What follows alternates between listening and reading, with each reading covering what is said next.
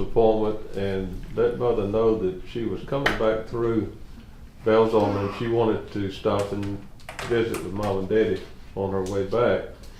And mother said, well, I know you working for Kennedy Quick and it's hard for you to get off, but can you arrange to be down here? And I said, sure. So I made the arrangements and had to promise to work overtime and give my soul to the devil to be able to take off to Kennedy. Wasn't he the devil?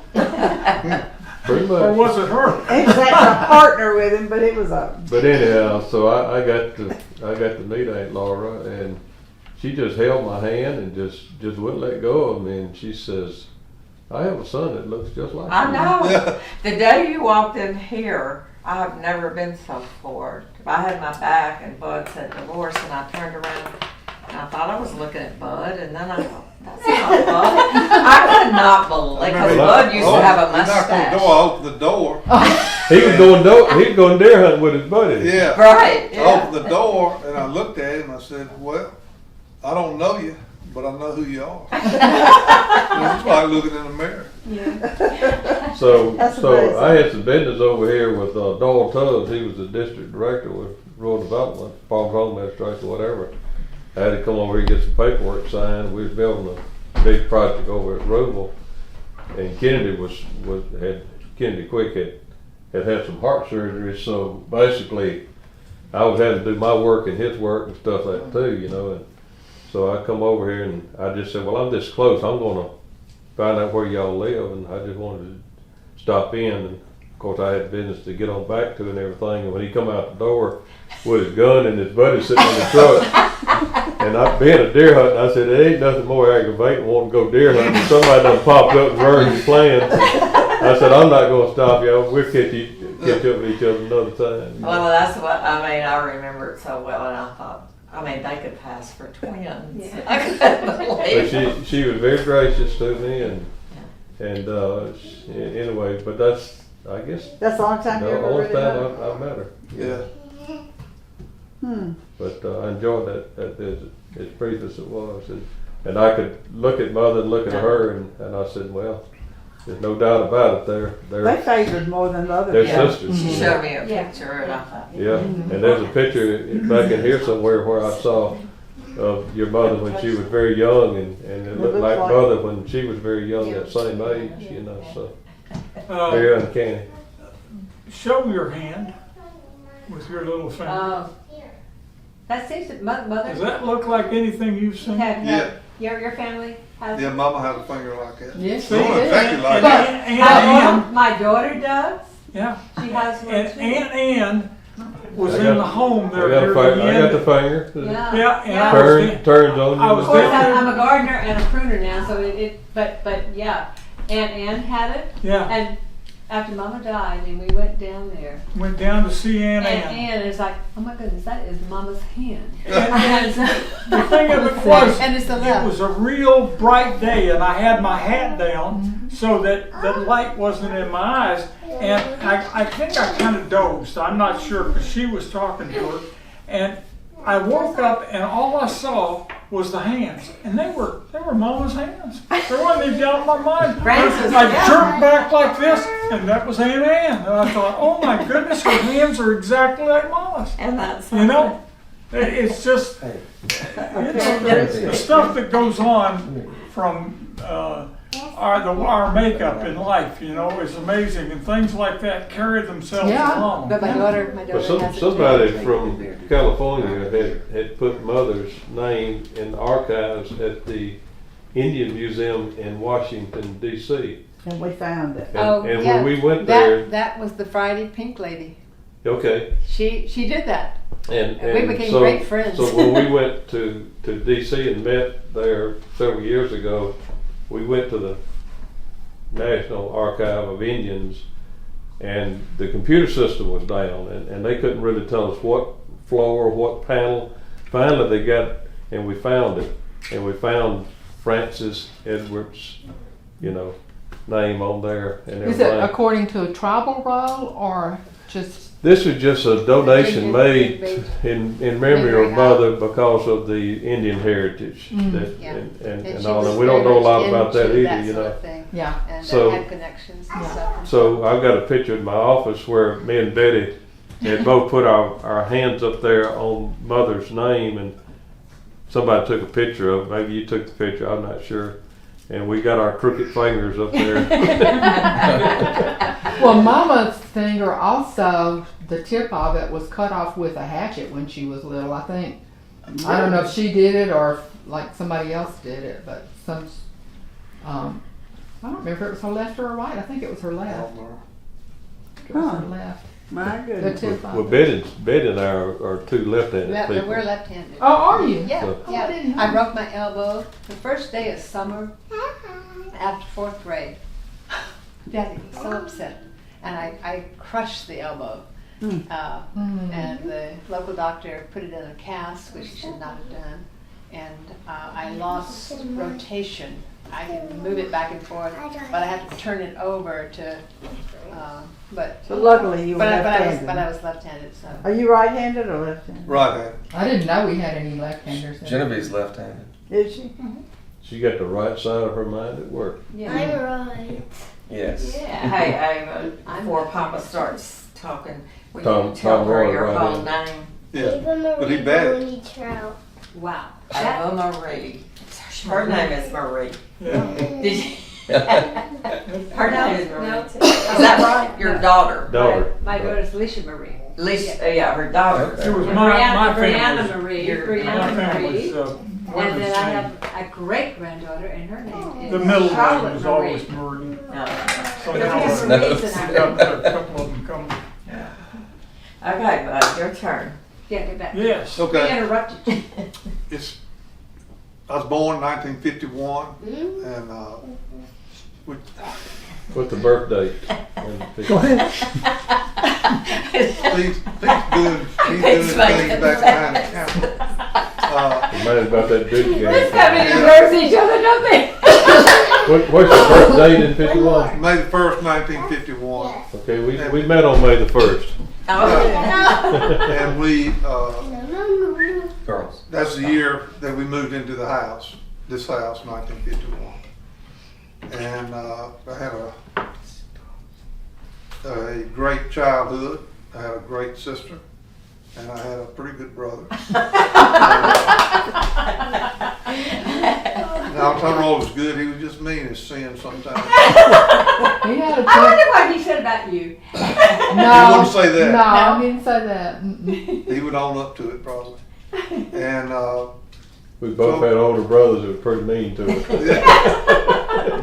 so it was a good life living, you know. Of course, Bud was kind of devious to him too sometimes. Well, So he so deserves payback. everything. Okay. Payback, that's exactly what it was.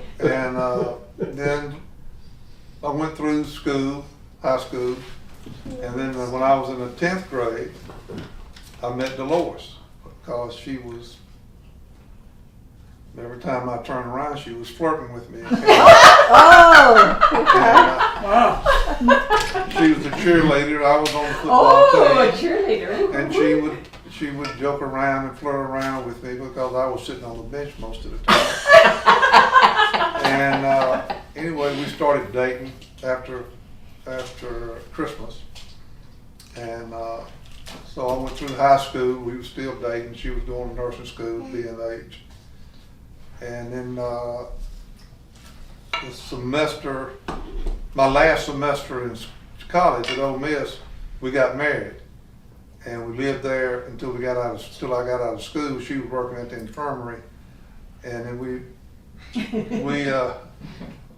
moved back here, and I started farming with Daddy, and kind of Daddy by that time was ready to get out of farming. He was tired of it, and so I kind of gradually took over the operation of the farm, and then we had 3 children. We had Aaron, who was born in 1976, and Cal, who was born in 1978, and Daniel was born in 1980.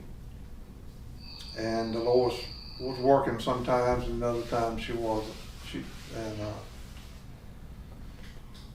grew up and I got, they started growing up.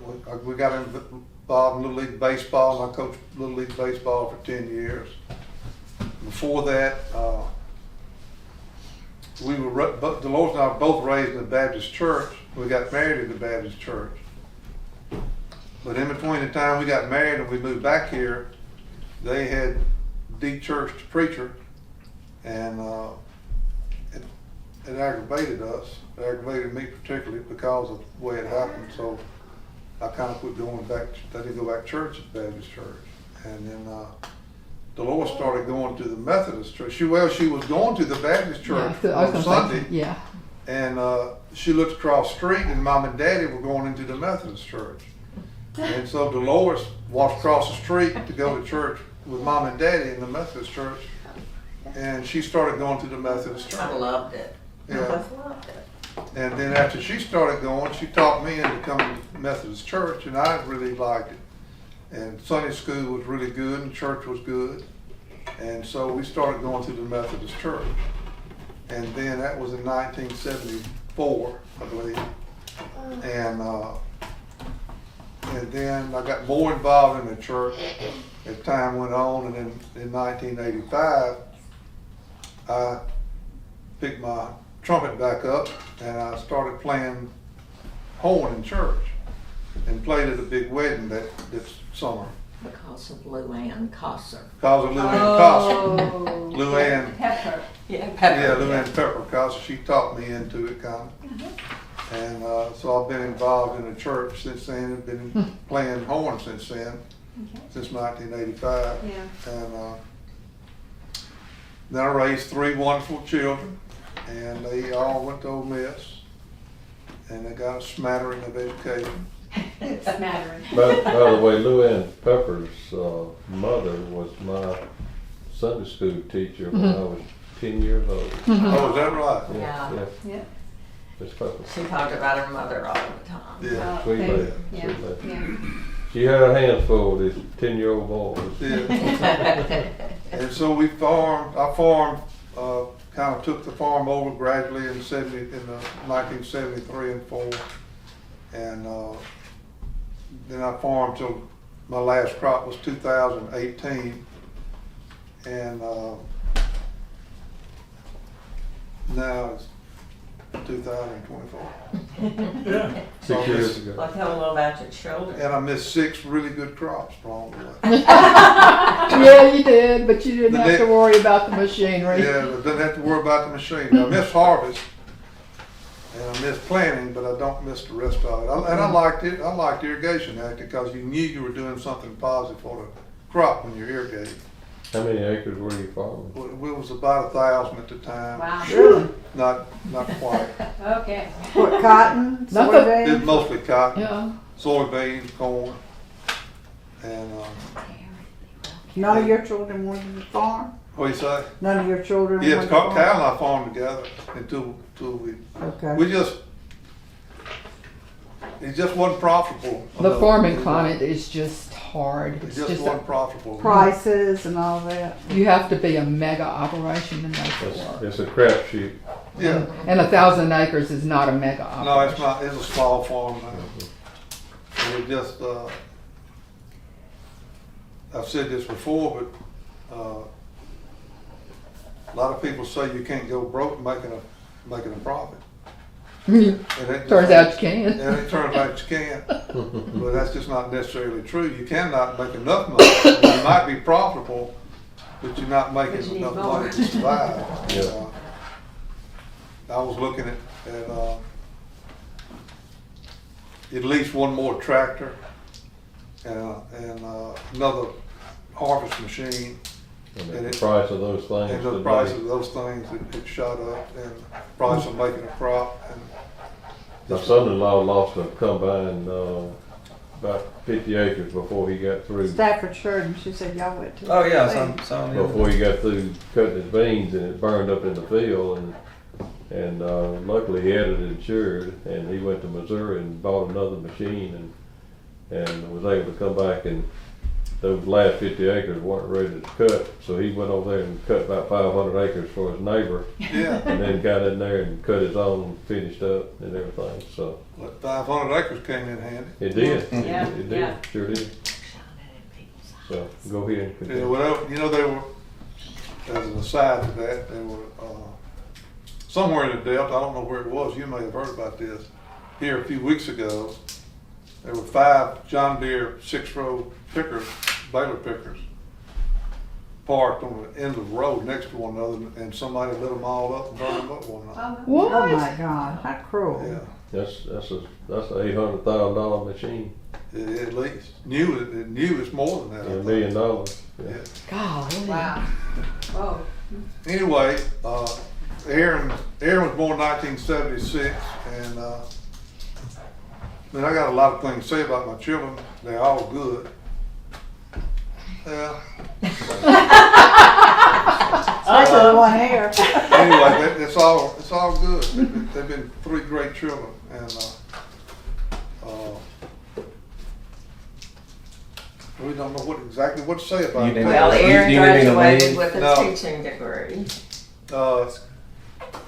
She was a voice major. Yeah, Erin was a voice major at first, and then she, what did she go into? She didn't get a teaching degree. She got a liberal arts degree, didn't she? Yeah. I And then, guess. and then she taught for a few years. She taught for a few years. She was married. She Got was married. she was in music, and then she transferred her major to education, and then she got a master's in Peter wrote the education. notes. Yes, She she did. got a master's, that's what it was, yeah. That's right. That's right. Yeah. That's right. And then she got married in 2001 to Greg, who's an attorney, and they have 4 children, 4 boys. What? They have 4 children, 2 boys and 2 girls. 2 boys and 2 girls. It's history, boys. it's God, real. nobody can live through that. Actually, Tom Roy Beverly Come had on, 4 Beverly has 4 boys. boys. And, She like that I made it. and so she had, 2 years ago, she was diagnosed with leukemia. And she,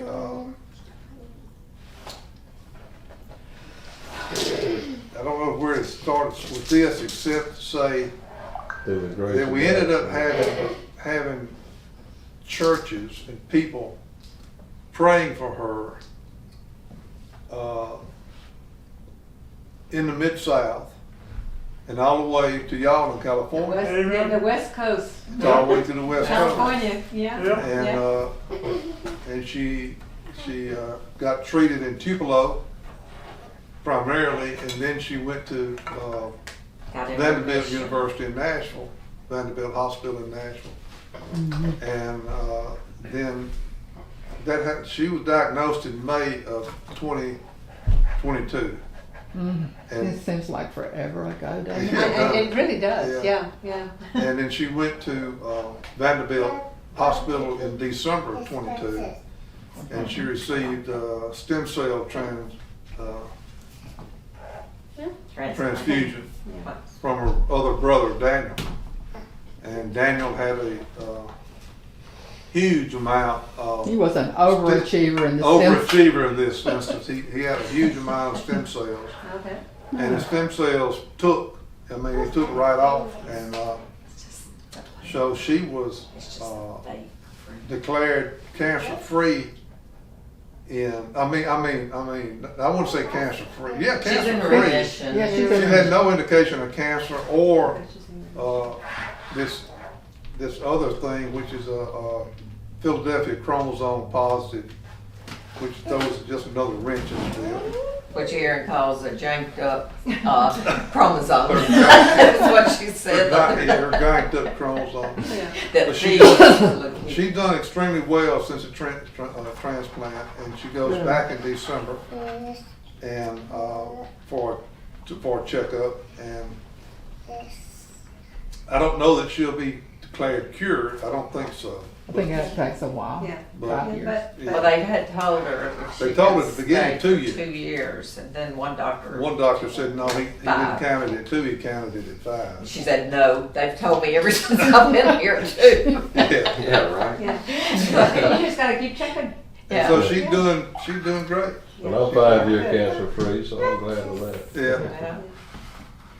And then Cal came along in '78, and Thank you. in the meantime, we had built a log house right down the road here on the next ridge over almost. And so Kyle was born when we were building that house. And then we moved over here 2 years later after my father passed away. Y'all just lived in the log house for 2 years? Is that right? Yes, Yeah. because we moved That's here right. in September. We moved in there, we moved in the log house in Christmas of '70. It seemed longer 7. than that, yeah. Yeah, So you and your mother just swapped houses then? and we changed houses in 1980. Daddy passed away in She didn't want '70. to stay here. It's too big for her. And Cal had an interesting life early on. He got to visit the hospital here and there, get stitches here and there. He was a boy. Yeah, They didn't have helicopter parents back then. No, we didn't believe in that. And he doesn't either. When, Daniel was just like this and Cal.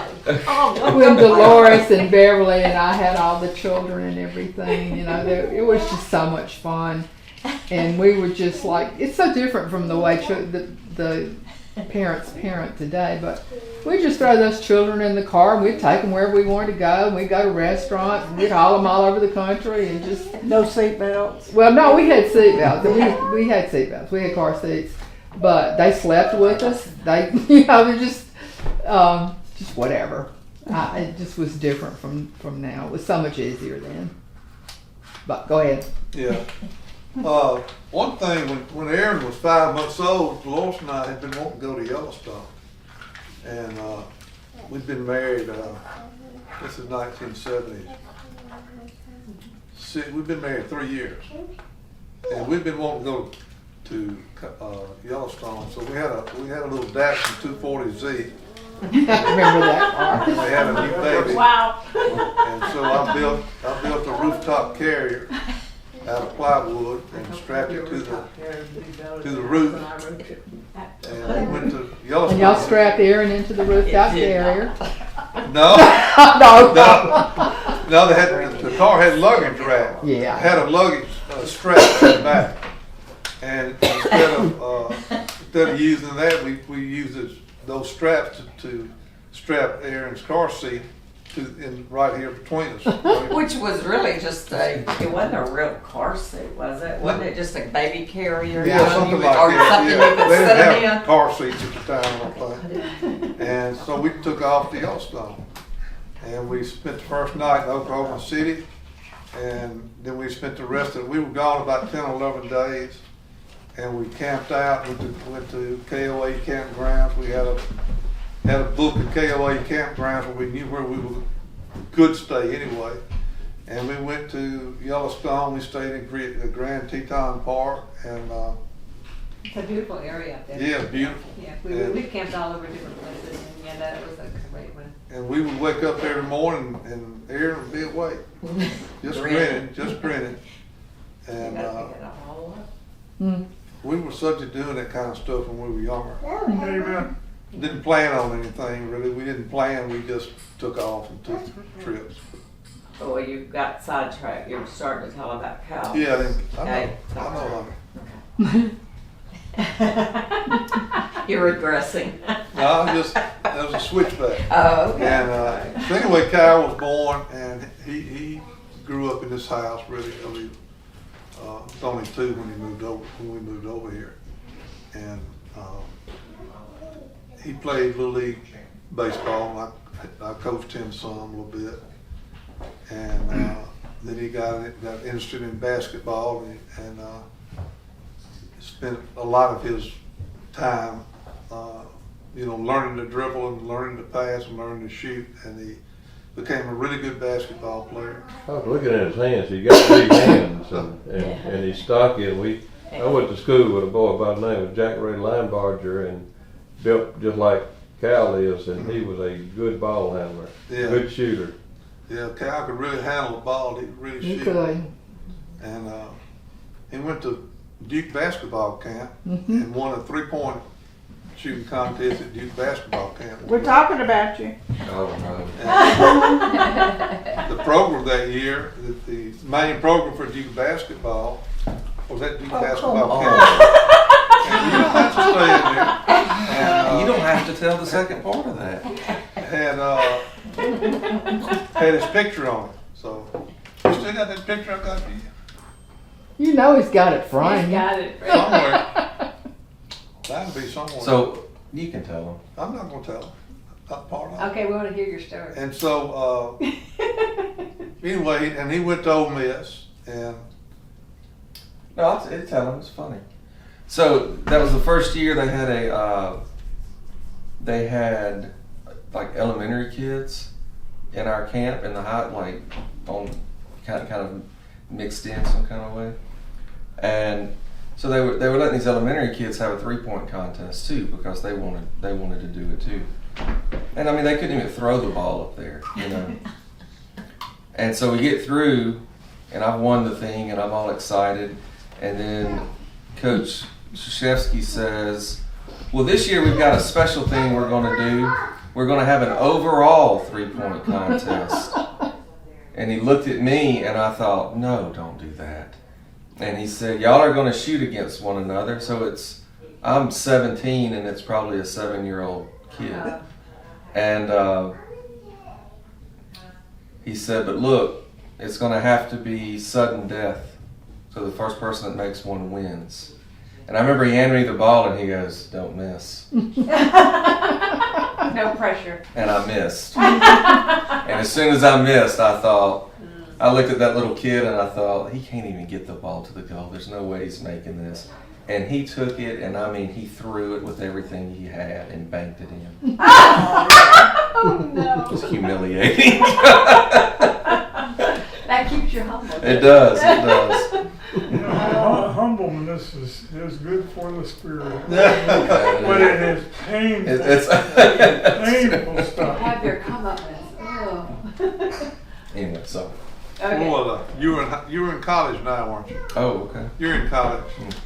And anyway, he went through Ole Miss, and then after Ole Miss, he went back and got a journalism degree. And then he ended up working here on the farm. We ended up farming together until 2018. And once he got to learn how to drive a harvest machine, he was very stingy with it. He didn't like to get off the harvest machine. And so I like to get the crop gathered. And Yeah, out. get it over with and go. Let's do it. And then he along the way he got married, and then he wasn't married to that person anymore. she who shall not be named. And then he married this wonderful girl, Stacy, and they've had 2 children. And from the outside, has got a really good, strong marriage. And Well, I'm sure from the inside too, bud. well, I can't see that. And Stacy. Hey, if the is, outside is showing it, there's got to be something in. If these 2 little angels. Stacy is Yeah. developmental I don't think director I've for seen the, two better. Oh, thank you. for the Northwest Mississippi Community Foundation. Did I say it right? You did. She's developed, so she's got a really good job. And she was working there when she and Cal met, but she was on a grant. And when the grant went off, she didn't have a job. But how many years ago? About 5 years ago, they called her, and the second in command was retiring, and they asked Stacy to come back. Okay. And so She's it's got a for the whole great- North Mississippi area. Yeah, The Community Foundation, Yeah, they- Northwest They Mississippi. cover 12 counties in northwest Mississippi. All over in the Delta except DeSoto and Marshall. Why'd y'all pick Coldwater to live in? Well, because I have the Quail Hunt Preserve down here, and then Stacy's office is in Hernando, Okay. and so it was a lot better for her, and it wasn't quite like if we had moved up into DeSoto County, it would be really hard to get out of there and get back down here. So Yeah.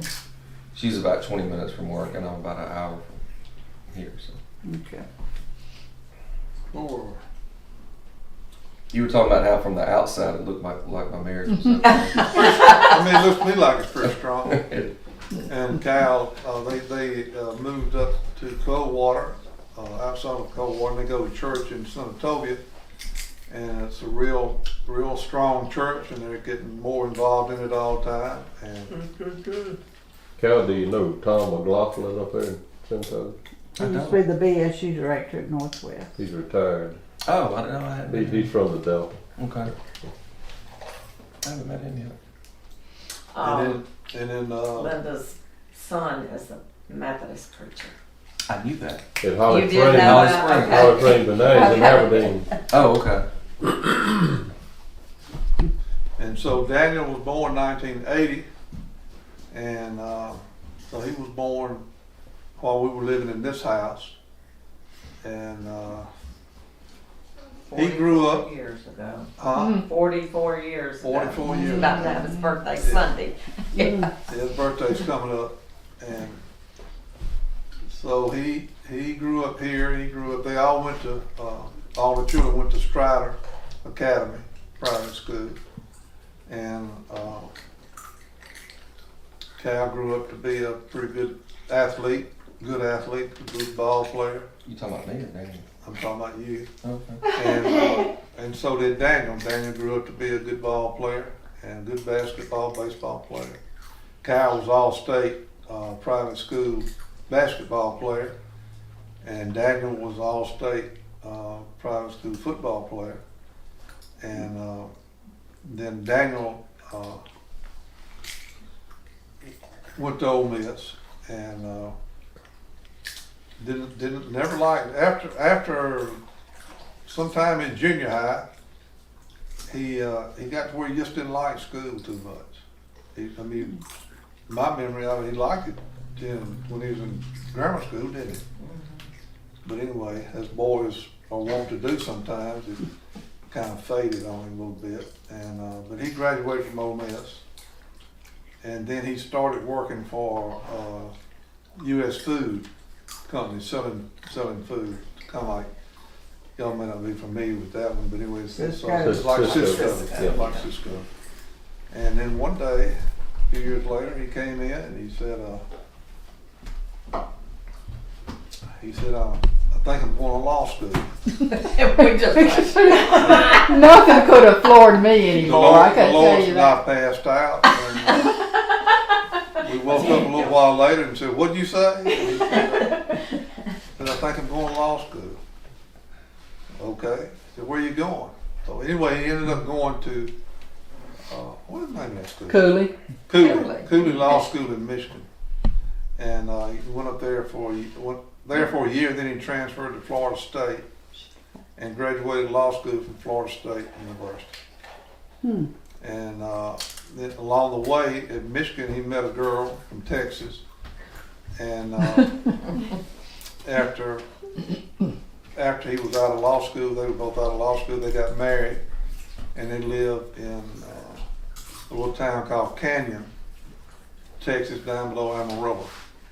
And she works in the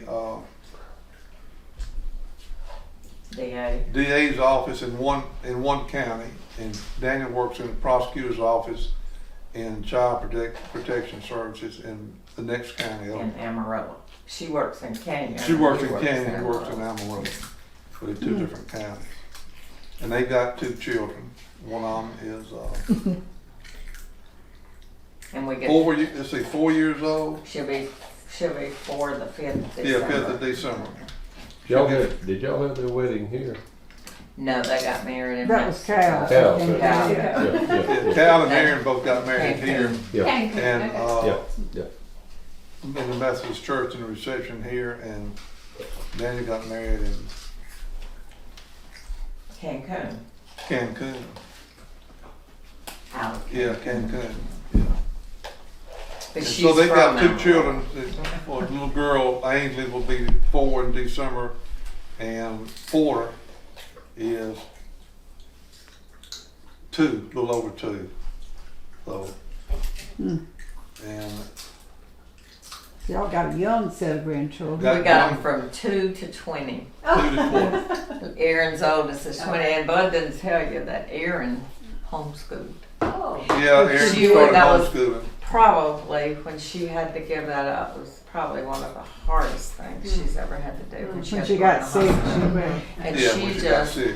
but like you said, God goes before you.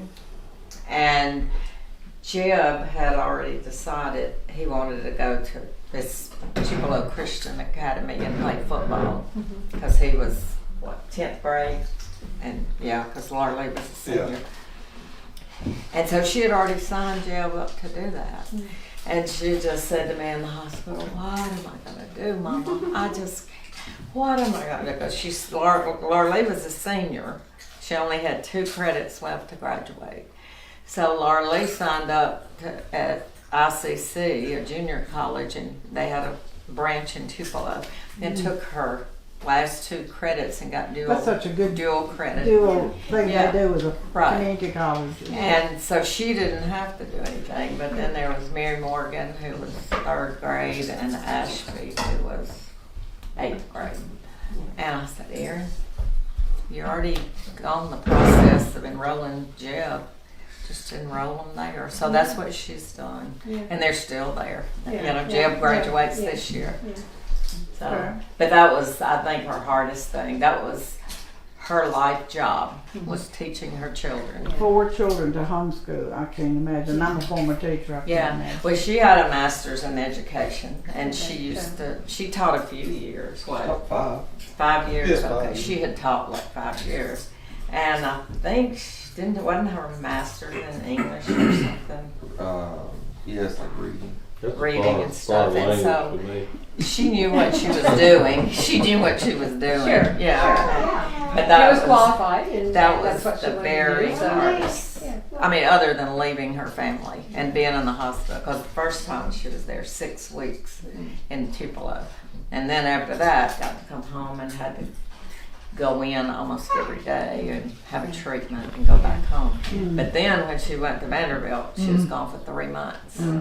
You have to be kind of isolated when you have that stem cell. Oh, Right, yeah. And just the regular chemo. She was like neutropenic, is that the word? Where no white cells. I mean, they'd killed everything and Yeah. she couldn't be around. Food had to be certain things and all that. Mm. But another thing is people were just wonderful. She had friends that she met. They went on Tuesdays to something called Classical Conversation. It's a homeschool group. They went to the Baptist Church in Oxford for that. And she met these women. I mean, I've never seen women have such a they bonded and their children, they all had. But 2 of them were both pastors' wives.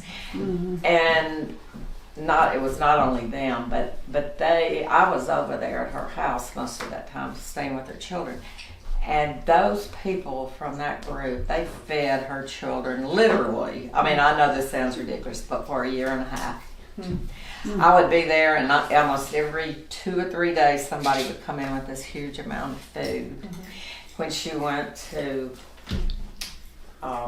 Vanderbilt, the first time I got to go was a month after her stem cell, because her husband was the only one that could be around her. And he needed to come home and work a little, and I went to stay.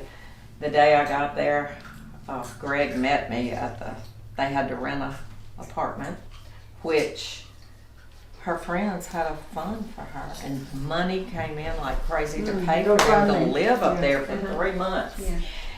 And Greg met me there and he punched the code in. He said somebody from Oxford, one of those women's husbands, was coming to Nashville. They cooked all of the special food that they knew what she could have.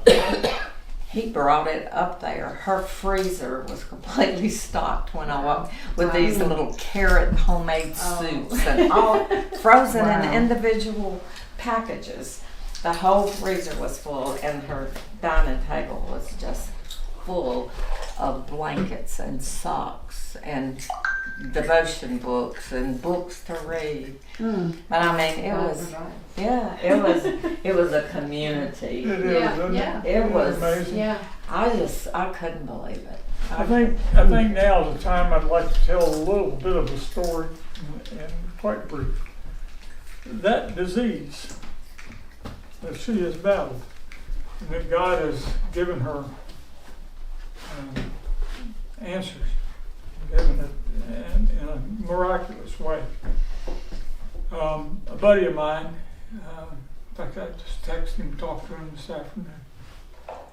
He had his wife ran in 2018.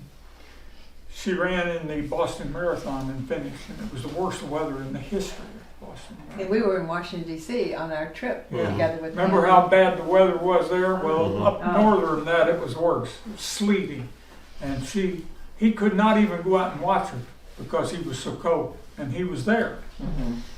And she come back, and then at church she was there on Sunday. on the Sunday of Memorial Day weekend, and that lady, with all that power, all that running, all that capability, she wasn't feeling well, and he took her home, and that night he decided she needed to go to the doctor because she was really feeling bad.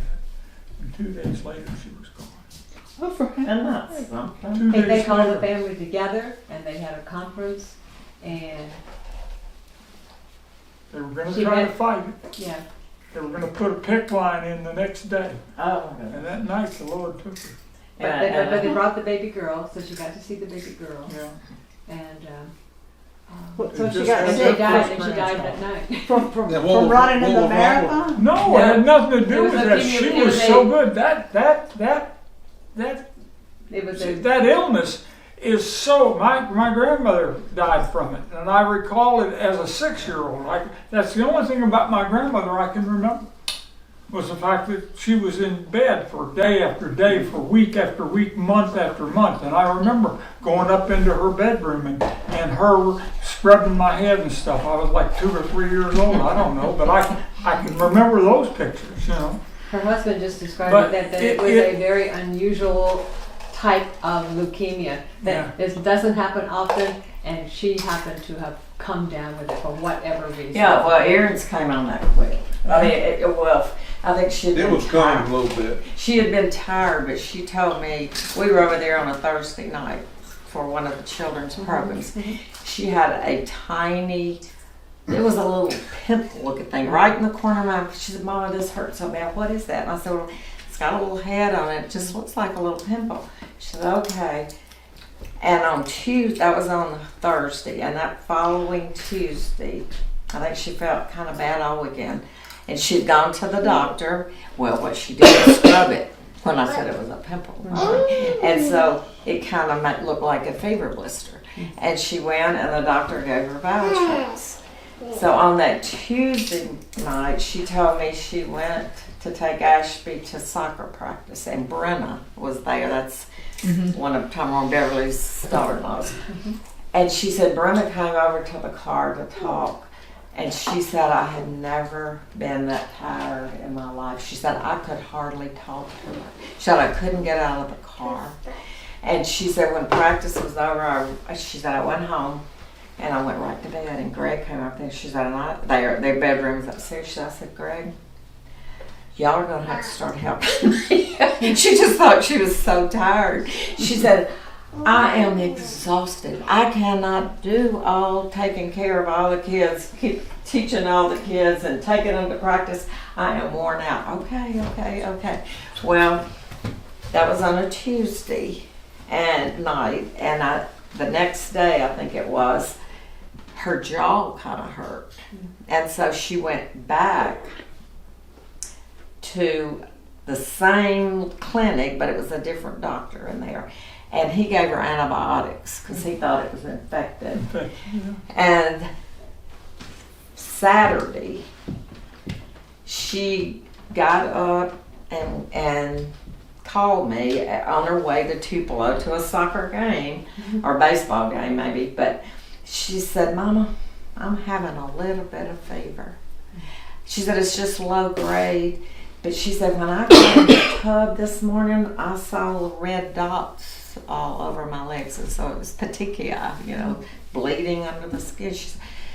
She said, "I don't know what to do." I said, "I'll tell you what you do. You drop Ashby off at the ballpark and you get to the doctor right now." And so she called Phil and to be there with Ashby, and her mother-in-law lives in Tupelo. So she went to the clinic and she saw that first doctor that put her on the Valtrex. He said, "Well, Erin, all I know to do is a lot of blood work." He said, "I'm not going to make you stay, but stay in town."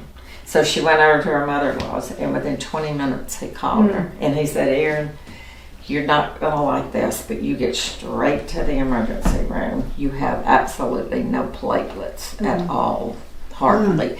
And that was it. And by that night, that was Saturday, and when Bud and I got over there in the emergency room, that young doctor came in, and Greg has one of his best friends is a pulmonologist there in KC, bless his heart, it's just a wonderful friend, and he was in there with her, and Greg was in Birmingham with Jeb at another ball game. And so KC was in there with us, and the doctor said, "Erin, your blood doesn't look good." And I remember her saying, like, "So what do you mean?" She's real outspoken. Right, yeah. You know that. She'll say what she's like, "What do you mean?" Called and said, "Mama," and Vicky, her best friend from New Orleans, had driven up to spend the night with her. Thank Lord Vicky was there. She had her pen and paper, and Greg was in there too. And the doctor came in and said, "We've discovered it's ALL, which is what little children, give some, and they usually are treated and fine." But Vicky wrote down everything he said because Erin kind of addled, and Greg was immediately on his phone trying, and he wasn't listening. She had somebody there to document. So Vicky wrote down everything he said, and he mentioned the Philadelphia positive chromosome, which I didn't know what that was. I didn't know, but that is something you don't want to have. Right. And so by Sunday night, she called and she said, "Mama, they're in here with the chemo. What do I do? Don't I need to go somewhere else?" And I had just read about it and how aggressive it is and how quickly. And I said, "I think you need to start it." And Bud said, "Yes." And Greg said yes, and KC, the other doctor, was in there, and he said, "Yes, Erin, you need to do it." So she did. And I thought that, I love that. He was an older doctor, Dr. Judy O'Neill over there, but he got her in remission, but he couldn't get rid of that chromosome. And they said with that, you have to have a stem cell to get rid of it. But it did, it came on quick. Within a week, she was... Our bodies are matchless things, made in matchless ways, but sin has wrought this earth some really vile things, and it's just when I heard what it was, I just immediately got the guys and said, "Hey, this has got to be done." And they were constantly asking me about her and stuff, and I check, and Linda got us information, and so and the women of the church, and I'm going to have a good time our next. daughter's church at Saddleback, and Yeah, give them a good report. My next Wednesday night at home, that'll be when I see my men, and I'm going to get to tell this story about this family.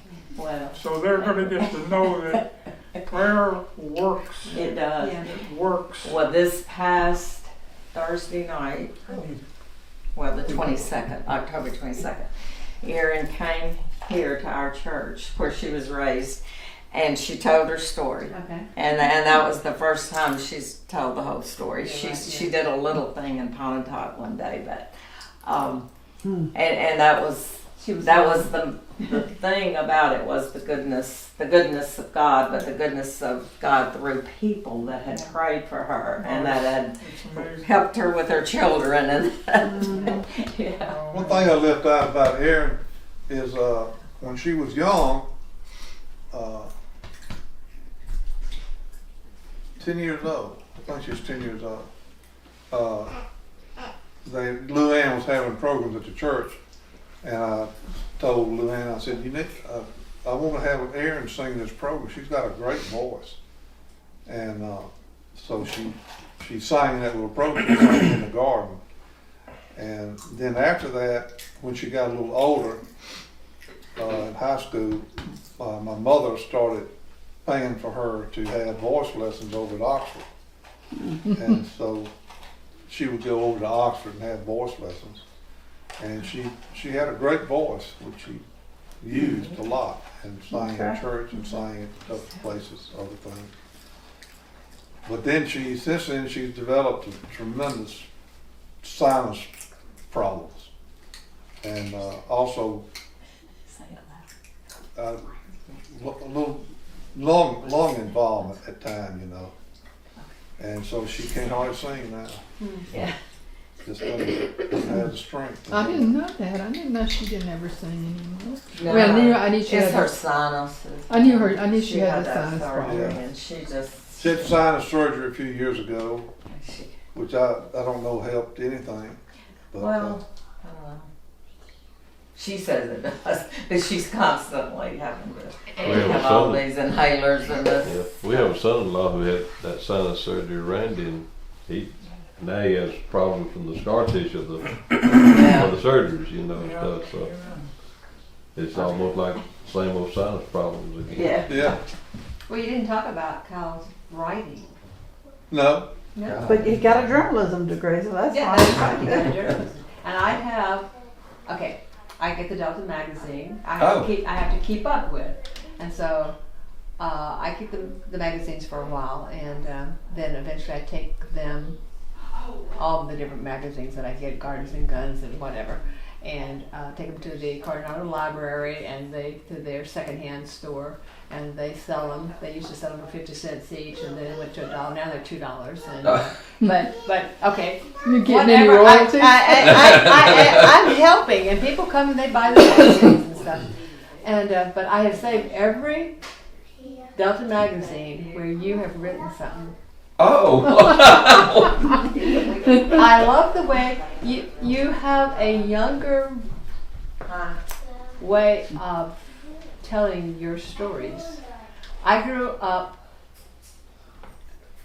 in my married life with Rick Bragg. Oh, yeah. Okay, and Robert hit Neil, Yeah. in the Delta.